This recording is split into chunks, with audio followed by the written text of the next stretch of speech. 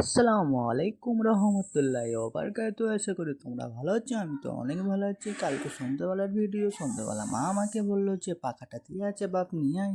আমি আর আমার ভাইপোকে নিয়ে চলে এলাম পাখার দোকানে। কাকু বলছে 1 বছর পর পাখা নিতে আসছি। আমি কাকু শীতকাল ছিল, পাখা নিয়ে এসে কী করবো, খুব গরম পড়েছে, এবার পাখা আনতে এসেছি। অ্যাকচুয়ালি পাখাটা সারাতে দিয়েছিলাম, খারাপ হয়ে গেছিলো, বলছিল 500 টাকা, ওই জন্য পয়সার জন্য আনতে পারিনি। আজকে পয়সা জোগাড় করে তাই পাখাটা আনতে এলাম। গরমে থাকা যাচ্ছিল না। তারপরে বাড়ির দিকে রওনা দিলাম আমি, আমার ভাইপো। আমার বোন আমাকে বলেছিল কিছু ফল আনার জন্য, ওই জন্য বোনের কথা শুনে আমি ফলের দোকানে ঢুকে গেলাম। কাকু বললো কী নিবি? কাকু আমাকে চেনো, এই ফলের দোকানে ভালো ভালো ফল পাওয়া যায়। এইটা দোকানটা হচ্ছে যে মালতীপুর মোড়ে।